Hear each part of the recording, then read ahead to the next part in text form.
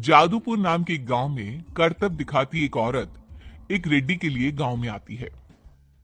आइए आइए मेहरबान कदरदान, खाइए रोहड़ा के ताजे ताजे केले। कभी खाए नहीं होंगे ऐसे केले। पीले पीले केले खाइए। ये कहकर रोहना हाथों में 4 केले लिए उन्हें सर्कल में जोर जोर से हवा में उछालती हुई करतब दिखाती है, जिसे देखकर आसपास के सारे बच्चे अपने अपने मम्मी पापा से उस औरत के पास जाने की जिद करने लग पापा, जाते हैं। ऐसा तो सर्कस में बॉल से होता है ना।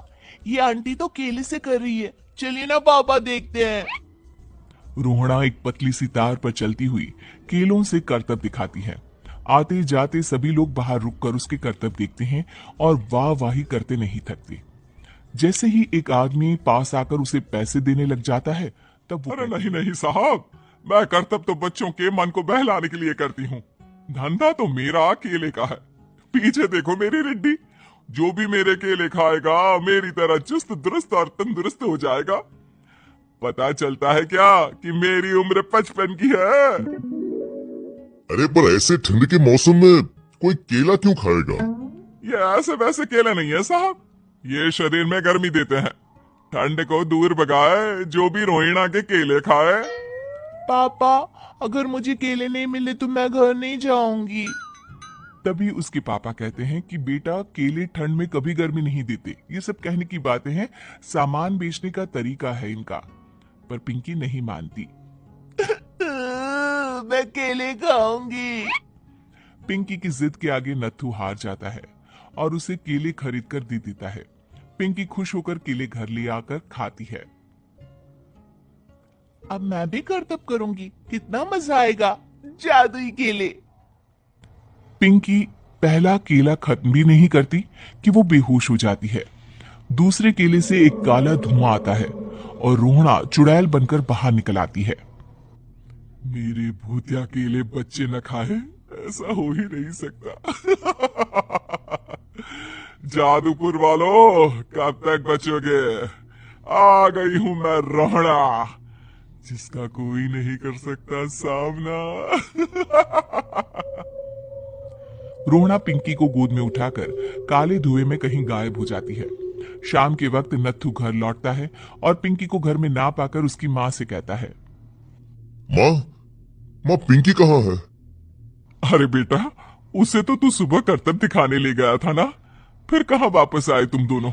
मुझे लगा तू उसे अपने साथ मंडी ले गया होगा। हे भगवान, मेरी बच्ची कहाँ गई? मैं उसे घर ही तो छोड़कर गया था माँ। नत्थू गांव के घर कोने में अपनी बेटी को ढूंढता है, पर उसे वो कहीं नहीं मिलती। परेशान होकर आके रो रो कर नत्थू हिम्मत हार कर घर लौट आता है। अगली सुबह रोहना फिर से करतब दिखाने आती है और इस बार पिंकी की तरह रोनी केले खरीद लेता है। 50 रुपए दिए थे पापा ने, सारे पैसों की मैंने केले खरीद लिए हैं। अब मैं भी आंटी की तरह ही करतबबाज बन जाऊंगा। यही सोचते हुए रोनी केले खाता है और पहला अकेला केला आधा खत्म भी नहीं करता कि चुड़ैल उसके सामने आ जाती है। मेरे साथ चलने का समय आ गया है रोनी।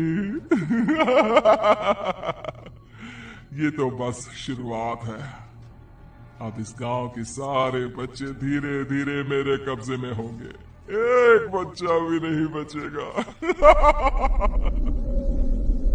ये कहकर रोना रोनी को गोद में लेकर काले धुएं में अदृश्य हो जाती है।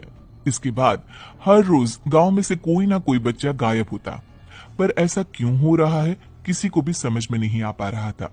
रोज की तरह अपनी बेटी पिंकी की तलाश में नत्थू गांव के एक तालाब के पास बैठा रो रहा था। कहाँ गई मेरी पिंकी? शकुंतला के जाने के बाद एक वही तो मेरा सहारा थी। अरे उसकी आत्मा कोस रही होगी मुझे कि मैं अपनी बच्ची को संभाल भी नहीं पाया। नत्थू ये कहता हुआ रो ही रहा था कि तभी तालाब में से उसे शकुंतला की आवाज सुनाई देती है। कहाँ कहाँ कहाँ थी तुम शकुंतला? हमारी बच्ची और सारे गायब हुए बच्चे रोहड़ा के कब्जे में हैं। वो बच्चों को जो केले देती है उससे बच्चे बेहोश हो जाते हैं और उसके कब्जे में आ जाते हैं और वो उन्हें ले जाकर काली दुनिया में ले जाती है। पर वो ऐसा क्यों कर रही है? ये मैं नहीं जानती, पर उस दुनिया का रास्ता मैं आपको बता सकती हूँ। जहां ये नदी खत्म होती है वहां एक केले का पेड़ है, उसके नीचे एक दरवाजा है। वहीं से रास्ता जाता है उस दुनिया का। ये कहकर शकुंतला की आत्मा गायब हो जाती है।